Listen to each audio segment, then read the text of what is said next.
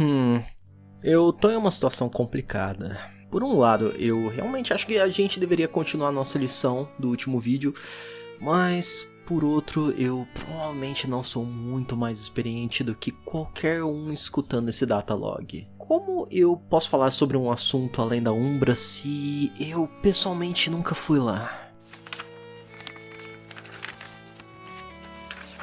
Eu conversei com a professora e ela me indicou transcrever um diário incompleto que eu sinceramente nem lembrava que a gente tinha. Foi escrito por um círculo de bruxos que eu nunca ouvi falar antes e eu vou tentar filtrar as entradas mais relevantes para o assunto.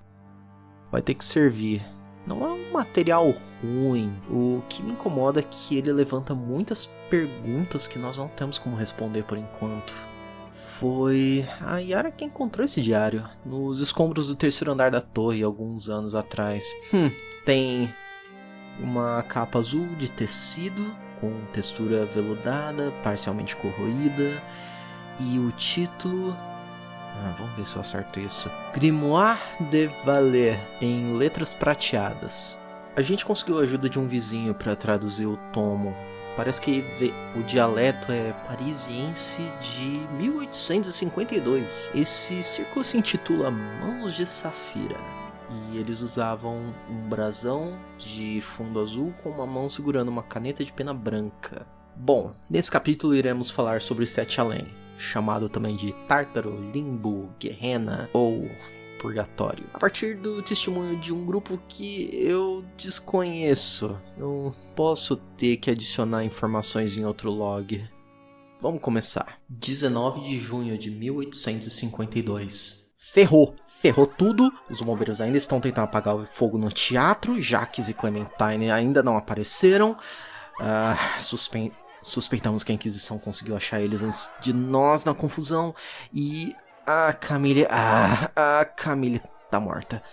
Não encontramos nenhum traço de ferimentos, nenhuma mancha na pele. Ela só travou durante a apresentação. O nosso médico diagnosticou a causa da morte como um infarto súbito causado por estresse de um episódio de terror histérico. Um infarto de terror. A Camille? Não. A Camille iniciou cada um de nós. Ela se aventurava por cemitérios na madrugada só pra exorcizar qualquer vagante que estivesse por lá. Eu não acredito em nenhum momento que os sussurros de uma entidade no nosso 101º show de mesas girantes gelou o coração dela ao ponto de desistir de bater. Vamos lá, calma. Nós estamos rodando a cidade, revirando cada um dos nossos abrigos para achar os 2 idiotas que sumiram no caos do incêndio. No momento, eu confirmo que sobraram Dr. Jaime, Brigitte e eu, Yvonne. Caso haja qualquer risco de sermos pegos para interrogação durante a procura, eu enviarei o Grimório do Círculo para os nossos compatriotas em Colônia. 24 de julho de 1852. Sobraram só 4 de nós. Dr. Jaime, Brigitte, eu e Jacques. O lado ruim é que Jacques foi interrogado.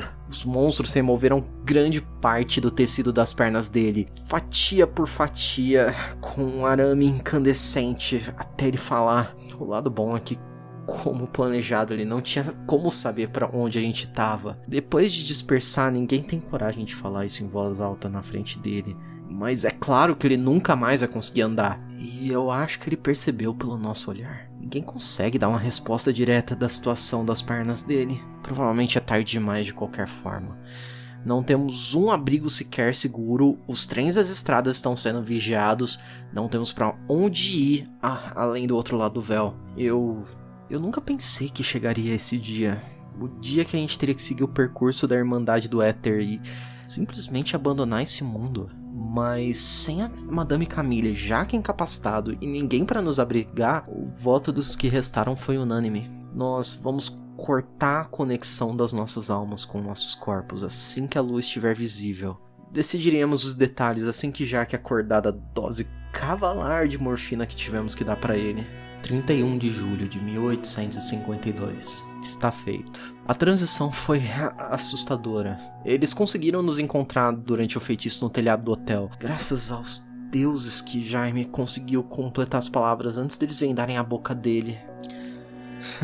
Pensando bem, eu até queria ter visto a expressão dos inquisidores satisfeitos achando que nos capturaram vivos, só pra ver que os nossos corpos respiravam, mas não se mexiam mais.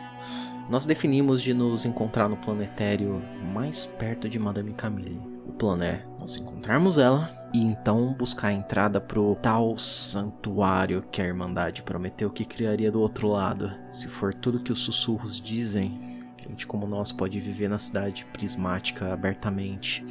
Imagina só. Nada de inquisidores, segredos, máscaras, encontros secretos só pra fazer um trabalho ou outro. Mas, para o nosso choque, nós estamos numa espécie de limbo.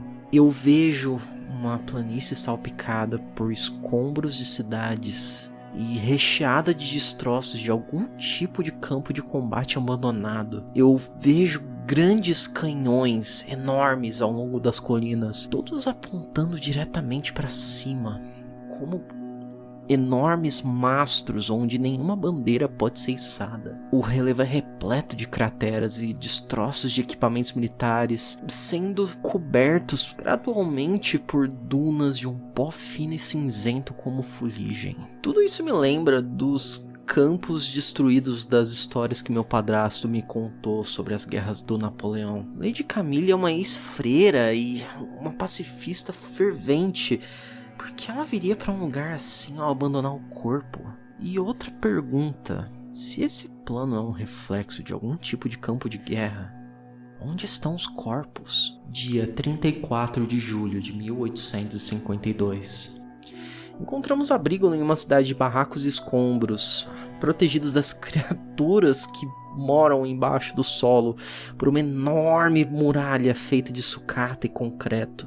É impressionante o que os habitantes desse lugar conseguem construir. Verdadeiras fortalezas, torres, fábricas de munição e até mesmo canhões feitos com o ferro reaproveitado de peças de artilharia abandonadas do lado de fora. Os habitantes chamam esse lugar de Six au-delà, 6 além. Este é um mundo oco feito de camadas, uma espécie de purgatório feito dos temores coletivos da humanidade. O prefeito dessa cidade é austero e assustador, mas ele nos recebeu com cortesia e em troca de ensinar algumas técnicas de feitiçaria para os seus juízes. Eu diria que esses juízes não passam de policiais que lutam como soldados nas muralhas quando necessário. Diz o prefeito que cada camada desse lugar é fluido, como os nossos medos. Na época dele, antes da fundação dessa cidade, os campos eram decorados por lagos de pontas de lança e cavaleiros mortos, seja lá o que isso signifique. Mas as novas guerras com os novos armamentos mudaram esse lugar. E um dia, quando os temores da humanidade mudarem o suficiente, uma nova camada vai surgir em nossas cabeças. E diz os nativos que vamos precisar correr para a superfície bem rápido, ou seremos dragados para a escuridão dos níveis mais abaixo. Deve ser esse sentimento de que um dia todos terão que largar o que tiverem nas mãos e fugir que criou essa cultura quase nômade. Os habitantes desse lugar não constroem ou consertam, só usam os escombros para montar habitações temporárias mais sólidas. A comida é pescada de poços que dão para os níveis mais baixos, usando arpões, com peças de ouro ou carne como isca. Felizmente o nosso grupo ainda não sentiu fome desde que chegamos. Dia 42 de julho de 1852. Os calendários também não funcionam. Quando eu tento escrever que hoje é dia 42 de julho, as palavras do Grimório se reorganizam para continuar no mês passado, no dia 42. Um efeito curioso desse limbo, como se tudo nesse lugar estivesse eternamente preso em um limiar. Nem dia, nem noite, nem um mês, nem o próximo. Problemas são tratados, mas nunca resolvidos. Os habitantes não moram fixamente aqui, nem em outro lugar, mas estranhamente são ótimos bruxos cada um. Eles aprendem cada feitiço que ensinamos em metade do tempo de treino. Um deles disse que é porque eles são tocados pelo Erebo. Acredito que o que aquele jovem disse se referia à energia desse lugar. O Erebo. É a escuridão do abismo, de acordo com os antigos gregos. E a energia que vem das profundezas de Seis Além parece realmente alterar aqueles que vivem aqui de alguma forma. A prova mais óbvia são seus olhos, amarelos felinos, cuja íris pode ser vista brilhando como brasas no escuro. De fato, é verdade que após a morte, se não houver nenhuma interferência, a alma é direcionada diretamente para o lugar mais compatível com sua personalidade, sua vibração. As pessoas aqui são frias como o céu, cinzentas como o chão, mas não são más de fato. Terrivelmente céticas, talvez realistas. A energia desse lugar parece inflamar suas emoções, tornando-as mais intensas, enquanto ao mesmo tempo se tornam exteriormente mais frias, raramente expressando o mar das sensações no fundo. Eu diria que são pessoas com uma alma pesada. Todas são vítimas e ou causadores de alguma tragédia, mas nenhum é necessariamente um matador de homens e mulheres. Bom, os da cidade não são. Os anciãos daqui sabem exatamente o tipo de gente que vem pra Seis Além. E dizem que, eventualmente, pessoas verdadeiramente terríveis vêm pra cá. Matadores, sádicos, insanos, almas adoentadas e, diferente das pessoas que se escondem nesse espaço limítrofe da cidade, elas temem a luz desse sol pálido e se abrigam nos túneis que levam aos níveis inferiores para nunca mais serem vistas. Isso não me deixa mais tranquilo. Utilizando as artes divinatórias, conseguimos sentir que Madame Camille está no subsolo, mas a presença dela não mostra a mesma vibração poluída das outras criaturas dos túneis. A nossa família vai resgatá-la. Nós vamos reconstruir nossas vidas em Zion assim que pudermos sair desse purgatório. Dia 45 de junho de 1852. A nossa expedição prossegue. Os túneis são perigosos. Parecem corredores de casas, hospitais, fábricas, palácios e navios esticados e entrelaçados como uma massa emaranhada. E eu vejo pessoas, silhuetas no campo da minha visão o tempo todo. Agora mesmo estou vendo uma silhueta não muito detalhada. Ele ou ela está me encarando sem piscar há algumas horas, enquanto os outros dormem. Eu escuto os seus sussurros, mas eu não entendo a língua que está falando. O som é familiar. Eu tenho certeza que um dos meus colegas da academia, responsável por algumas traduções da tal Pedra de Roseta, já pronunciou algo semelhante, vindo dos hieróglifos. Ele continua me olhando, mesmo quando eu viro a cabeça ou os olhos. Ele está sempre na mesma posição no canto do meu olho. Ou será que ele está dentro do meu globo ocular? Dia 51 de julho de 1852. Quando a nossa expedição estava para descer no primeiro dos túneis, logo na saída da cidade, o prefeito disse: a única coisa que pode colocar medo nos terrores desse lugar é a terrível violência, terríveis feitiços e terríveis pragas. E eu diria que ele salvou as nossas vidas. Nós estamos em um lugar calmo de Quatro Além. Quando nós escapamos dos túneis para a quinta camada desse mundo, os horrores, gritando preces e sermões, nos atacaram em grandes hordas, como arremedos de anjos, com as asas costuradas nas costas e pares de braços extras. Os olhos ou a falta deles me incomoda. Mesmo quando é minha vez de dormir, eu vejo as cavidades vazias lacrimejando cera de vela, me encarando, me acusando. Dr. Jaime teoriza que aquele lugar deve ter sido criado durante a Idade das Trevas, quando, pelo menos na Europa, nós vivíamos em terror dos olhos de um Deus onipotente e onipresente que observa e nos acusa de cada falha e imperfeição.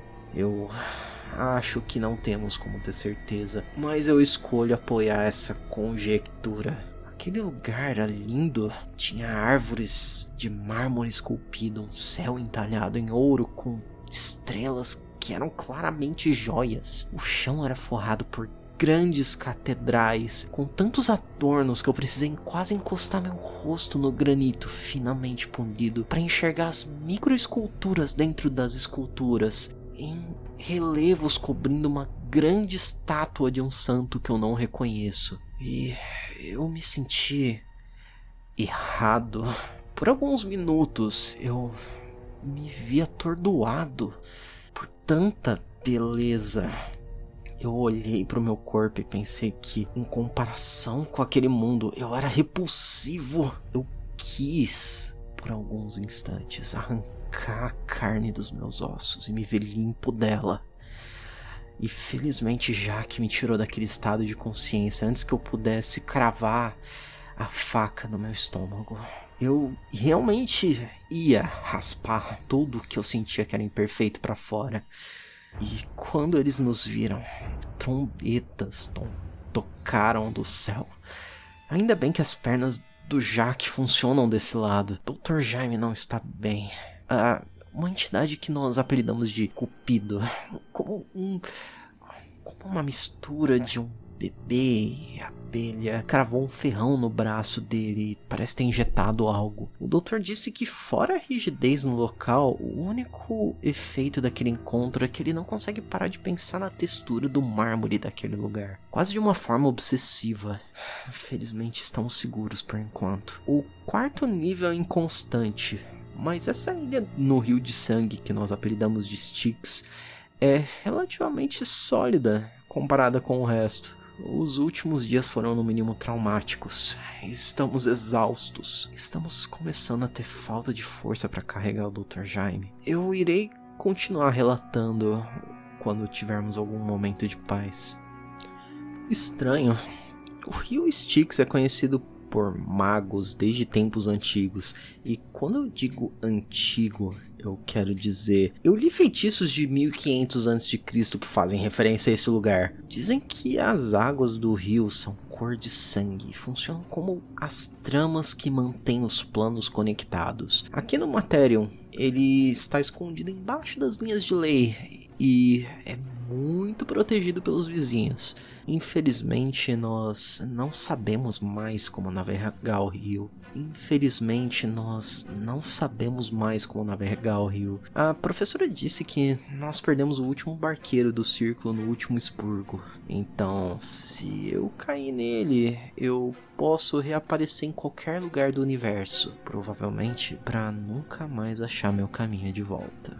Várias páginas estão faltando desde o último relato pro próximo. Quase todas parecem ter sido derretidas de alguma forma. E eu tenho certeza que não é fogo, porque se fosse, as páginas que sobraram estariam escurecidas. Talvez falte alguns detalhes da expedição a partir daqui, mas eu vou continuar lendo com vocês e talvez a gente saiba mais ou menos o que aconteceu com a expedição.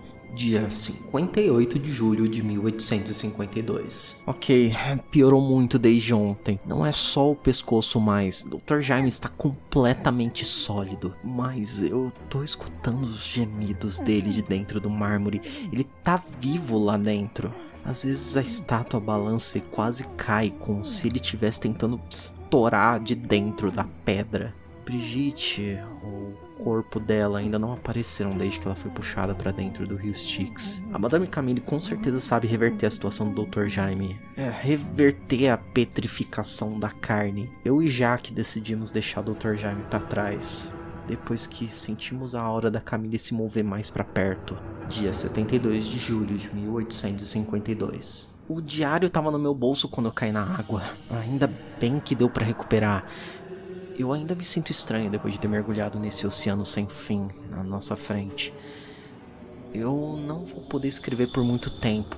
As minhas pernas já se desfizeram. Mas pelo menos a luz fraca irradiando das profundezas é o suficiente para eu poder escrever sem uma vela. A corrente de ar no terceiro nível me puxou como um boneco de papel por muito tempo. Eu não sei quantos dias, mas quando eu tentei escrever Dia Desconhecido, o cabeçalho corrigiu para 71 de julho. Então suponho que seja isso mesmo. Camille está aqui, do meu lado. E estamos esperando a minha transição terminar, depois de ela ter me puxado desse poço primordial. É estranho. Esse lugar foi criado por um temor tão antigo que talvez venha de antes de existirmos como uma espécie. Então por que ele é tão sereno? Só um pedaço de terra firme cercado por água perfeitamente estática. A superfície tão perfeitamente lisa que parece uma película de vidro que se estende até o horizonte, contendo uma estranha substância monocromática. Essa substância chispa e faísca tons de cinza claros e escuros sem se mover. Camille descreve sua aparência como uma forma de estática, mas eu não entendo o que ela quer dizer com essas palavras. O que eu entendo é que tem algo se movendo embaixo d'água, algo enorme, algo que pode não ser uma coisa, talvez uma ideia viva nos rodeando, nos observando, absorvendo minha fisicalidade enquanto eu vejo meu corpo se tornar um feixe pálido e luminoso. Bruxos sabem que o fim não existe. Quando você morre, você desperta em outro corpo, em outro plano. Talvez com suas memórias passadas, ou não. Mas eu ainda estou com medo. O que vai acontecer quando essa coisa terminar de me absorver? Camille tá aqui, com minha cabeça no colo. Esse é o fim do nosso grupo. Eu não acredito que poderemos recomeçar em Zion. E ainda assim, por algum motivo, eu sinto uma tranquilidade. Adeus. E eu desejo a qualquer um que leia isso um dia que vocês sejam a cada dia uma versão melhor de si mesmos. Sempre. Dia 132 de julho de 1852. Yvonne não pode mais interagir com objetos físicos, então eu, Jacques, irei assumir a responsabilidade de registrar as atividades finais do círculo e da criação no próximo. Eu e Camille decidimos que esse lugar precisa ser estudado e colocado de volta aos eixos. Os temores da humanidade estão fora de controle e, de acordo com as visões de Camille antes de falecer, tempos terríveis estão para vir para a humanidade. Agora que sobraram tão poucos de nós, as estruturas de poder podem agir sem nenhum contrabalanço. Esse mundo tá inchado e inflamado como um abscesso. Isso não é normal. Não é natural que o Tártaro esteja nesse estado. Se algo escapar aqui do subterrâneo, é possível que sua influência possa se manifestar no mundo material. Se uma entidade minúscula foi capaz de causar uma tragédia como a do teatro, eu não consigo imaginar as calamidades que um dos gigantes do Corredor de Tronos poderia causar se pudesse se manifestar no mundo material. E não sobrou quase nenhum bruxo restante para lidar com esse tipo de ameaça. Eu não quero viver sabendo que se algo assim escapar, as estruturas vão tentar lidar com o problema tirando munições e fazendo cálculos. Com a carne do Jaime, nós conseguimos construir um pequeno abrigo na ilha. Nós vamos usar esse material que as entidades daqui não conseguem lidar direito para construir fortificações. Já enviamos Yvonne para buscar voluntários na superfície. Nosso grupo, os Mãos de Safira, começaram um grupo de estudos buscando provas do sobrenatural. Eventualmente nós encontramos essas provas e buscamos compartilhar com o mundo. Esse grupo não existe mais. Nosso objetivo não é mais relevante. A única coisa que importa é segurar essas coisas aqui embaixo e ganhar tempo para a humanidade atravessar essa transição. E se nós, os porteiros dos 6 níveis, falharmos, que os deuses nos acudam. Essa leitura foi preocupante. Talvez remanescentes desse grupo ainda estejam em Sete Além. Em primeiro lugar, como os nossos elders tiveram acesso a esse livro? A Yara sugeriu que o Styx pode ter trazido para o nosso plano e alguém conseguiu resgatar o texto, mas eu acho muito improvável. Algo assim teria que ser proposital. E algo que me preocupa também é que se esse grupo de porteiros ainda estiver ativo e segurando a influência dos níveis inferiores de Sete Além, nós não temos nenhuma forma de mandar alguém para checar eles ou ajudar de qualquer forma. Por enquanto, tudo que podemos fazer é sobreviver e esperar um momento onde poderemos ser mais úteis. Continuando desde então, 6 Além passou por mais uma transição. Uma camada a mais surgiu durante a Segunda Guerra Mundial, tomando forma na Guerra Fria. De acordo com a professora, Sete Além não é mais um mundo de campos arruinados, crateras de artilharia e escombros. É um purgatório tóxico,